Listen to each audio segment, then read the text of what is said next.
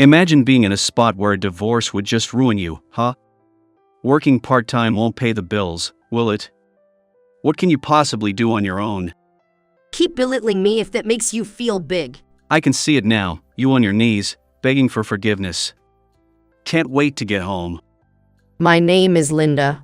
I'm 60 years old housewife. It's been 35 years since I married my husband. Our love story began within the walls of our workplace and blossomed from a mere office romance into a lifelong commitment. My husband, John, has an unparalleled sense of pride, and he is very protective of his beliefs, even in situations where he may be seen as inferior. However, I married him out of respect for him. Despite some co-workers' skepticism about our marriage, I knew in my heart that John was the right fit for me. Our family was blessed with children, filled with laughter and love, and had a family life that anyone would envy.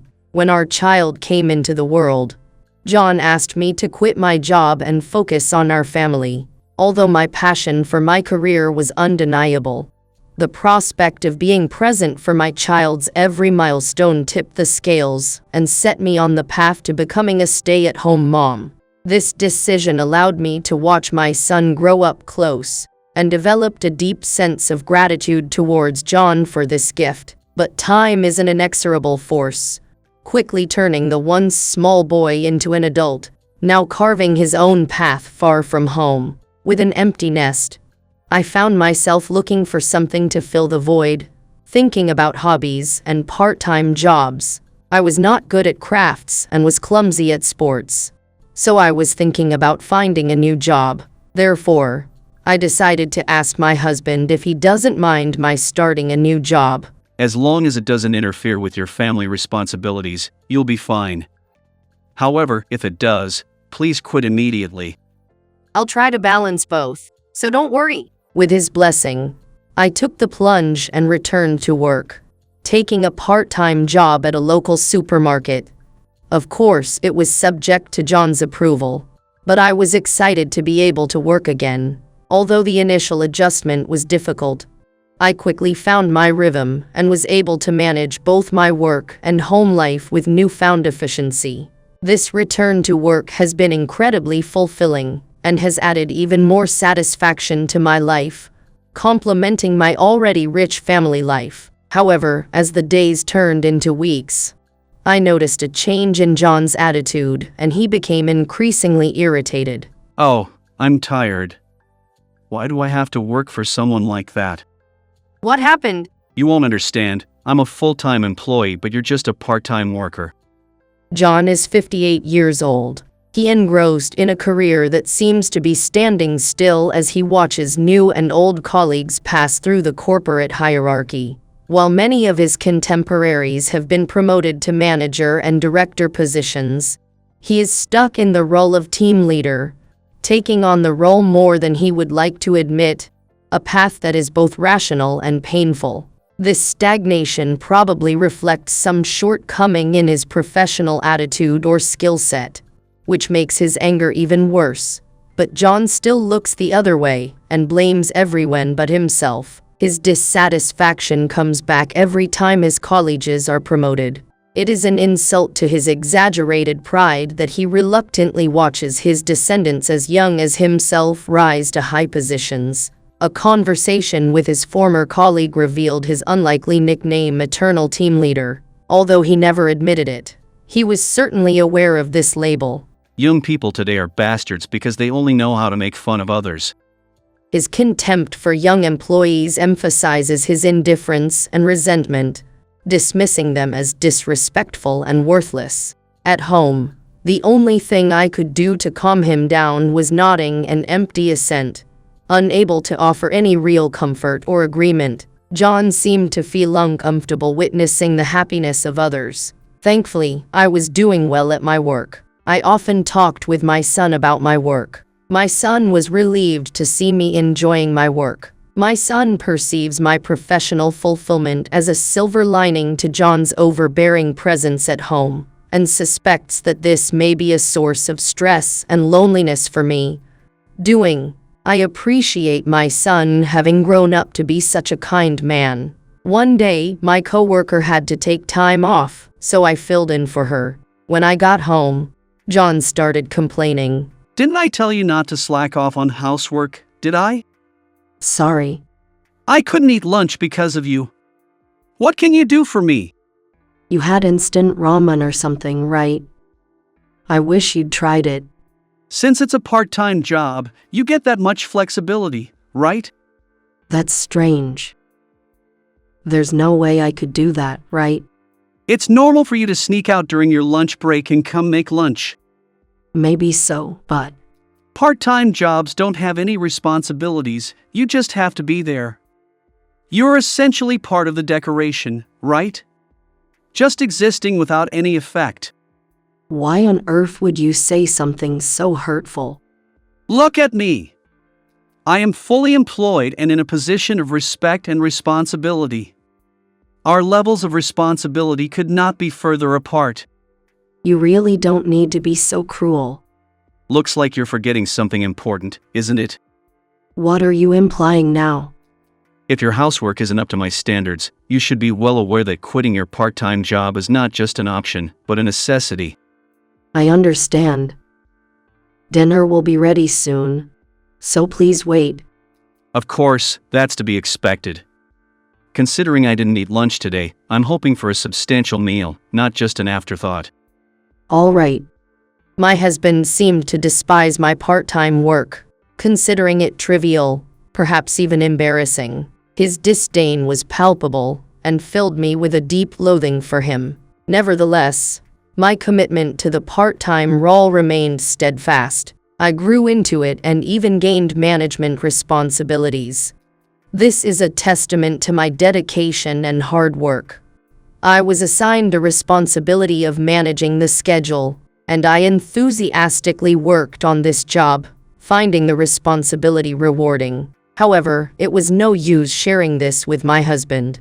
In his eyes, it was just a part-time job. He saw me as less than himself, and that was a harsh reality that cast a shadow over our marriage. The realization that my husband may not truly understand love weighed heavily on my heart. Before our marriage, this kind of humiliating behavior was nowhere to be seen. I joined the union believing in mutual respect and understanding, and now I have come to understand the objections raised by others. His constant irritability worsened the atmosphere at home and was a constant reminder of the tension between us. One day, a former colleague contacted me asking for a reunion. We arranged to meet for lunch as a chance to escape the daily strife. How's your husband doing lately? Is he the same as always at home? Unchangeable, the typical example of a patriarch. I heard about your part-time job, but how did you come up with the idea? Wow, how did you know about my new job? Your husband is quite vocal about it and belittles your efforts to juniors and coworkers. Some of the comments shared were, "You pretend to work part-time and you don't do all the housework." If that wasn't bad enough, he blames his lack of professional advancement on your marriage. Seriously? He's always been like this. Lately, most of our coworkers don't really like him. Maybe you're right. It's noticeable at work, too. And everyone knows you've always been the perfect housewife. Even if you chose to work part-time, you would have been great. Everyone who was around you at the time knows that. Thank you. At this rate, he risks being completely expelled from the workplace. I appreciated Patricia's foresight and her concern for John. Although I had a vague feeling that John was making fun of me, I did not consider it a serious enough concern to disrupt the harmony in his workplace. John's temper was already noticeable, so it was important to prevent further disagreements. Determined to address the issue head-on, I waited for John to return and broach the subject. I heard something today. Are you saying anything bad about me? What would you do if it were me? Making negative comments about your boss's home life is not very welcome. It may be wise to keep such comments to yourself to avoid causing anxiety. You think you know everything? You're just afraid of losing your position if I speak out. How selfish of you. It's not my problem. There are other people who are feeling uncomfortable, and we need to make sure we don't burden them any further. Ever since I started working, I've become too presumptuous. What's the point of talking about your part-time job? Don't be silly.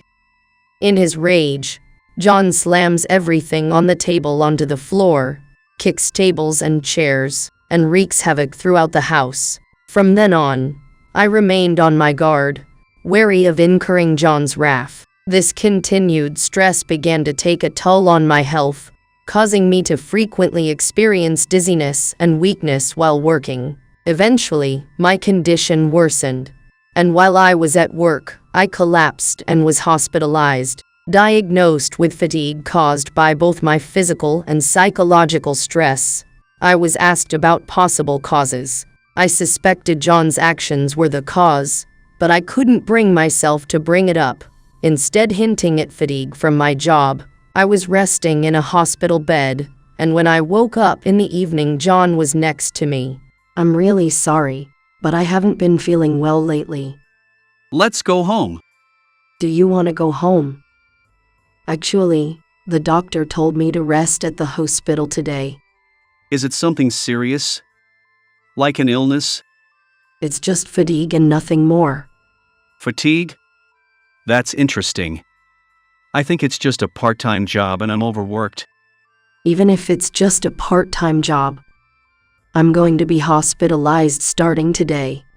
So I'd appreciate it if you could stay at home. But that's not what we agreed to. We made an arrangement where you would manage both the home and work, right? I know, but I can't do it today. I'm really sorry, but please help me. Hearing my plea, John stopped his appeal. Instead, he deliberately closed the door to the hospital room with an exaggerated sound. Fortunately, I was the only person in the large room that day, so I avoided further embarrassment. When I got home from the hospital the next day, I saw the divorce papers, filled out by my husband, on the table. I breathed a sigh of relief when I saw the divorce papers. At last, I was about to be freed from the chains of marriage. At that moment, I received a call from him. Did you check the desk? It would be difficult if you got divorced now, right? No problem at all. Let's proceed with the divorce. What are you talking about? Do you really believe that you can survive on your part-time income? What do you think you can do on your own? If you're looking down on me that much, I'm fine with it. I can see you crouching at your feet, begging for forgiveness. I'm really looking forward to going home. He is always quick to belittle and ridicule me. Without hesitation, I signed the divorce papers he prepared. Then I carefully packed my things into my suitcase and left the apartment complex. As evening approached, my cell phone rang. Hey! All your stuff is gone! And I can't find the divorce papers anywhere. What does this mean? I told you that I intended to proceed with the divorce. I filed the paperwork as soon as I received your message. Your careful filling out helped the divorce process without a hitch. Thank you. I'm here. What are you talking about? You know you'll be in trouble if you get divorced, right? It seems like there is some misunderstanding, but I have no problem with it. Do you really think you can make a living just by working part-time? You're spoiling the real world. I decided I couldn't just do it part-time anymore. Excuse me? Does that mean you're quitting? No, I'm promoting to full-time. Really? Even before my health was compromised by overwork, there were discussions about going full-time. Although I was in a senior position due to my age, I was given the role of area manager at the head office. The reason was that the current manager was retiring, and I was deemed the right person to take his place. In our area, many employees, including store managers, are of the same age, making it easy to understand each other's positions. People with extensive experience in managing household finances can naturally anticipate customer needs. Best of all, my abilities were recognized and a path to rapid promotion was paved. Previously, when my husband and I worked at the same company, there was talk of me taking on a supervisory position. My husband, aware of these arguments, persuaded me to resign, perhaps because his pride could not bear the thought of his wife being in a superior position. Since the headquarters is near where my son lives, I also discussed it with him. Does he know about this? In fact, he welcomed this change as he had been encouraging me to think about divorce for some time. I had made arrangements to live with him and preparations had already begun. I am truly grateful. Thank you. Are you kidding me? Our agreement was that you would be in charge of the housework. Agreed. What do you mean? In this marriage, we are partners and we are supposed to be equals. You have a habit of looking down on others, but you should realize that in the end, it is you who is looked down on. What are you talking about? Don't get ahead of yourself. At that time, I decided to express out loud everything that was building up inside me. Based on what I've heard from people at your workplace, I have real doubts about your ability to serve as a supervisor. Are you saying this to me? Yes, that's right. And yet here you are, belittling others and making a real laughing stock of yourself. You are completely unaware of how you are perceived. You should just spend the rest of your life blaming others. That's outrageous. What should I do now? I ignored his protests and hung up. I continued to ignore him despite his repeated attempts to contact me. He ended up having to tell his company about our divorce.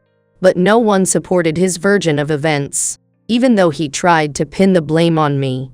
As a result, he found himself completely ostracized at work. His inability to perform his duties soon became apparent and he was demoted. John was no longer able to cling to his title as the perpetual section manager, finding himself passing the baton to an employee younger than his own son. His pride would not allow him to accept this, leading him to resign on his own terms. At the age of 58, the job hunt proved as challenging as expected. One might think that with the right skills and a solid career history, such hurdles could be easily overcome. However, for John, who had been stuck in the same position for too long, finding a new job was an uphill battle. In the end, he found himself taking up part-time work, something he had once scorned. It was a harsh lesson in humility, learning the hard way that looking down on others only leads to one's downfall. I heard from my son that John once reached out for help in a moment of desperation, yet he was met with rejection, and since then, there's been silence. Following this, I embarked on a new journey myself, joining the corporate office. Never in my years did I imagine I'd be working full-time at this stage in my life. Though the transition has been bewildering, I'm determined to give it my all for the sake of the company. With the support of my son, I'm aspiring to become a super senior employee, proving that it's never too late to embark on a new adventure or to redefine one's career path.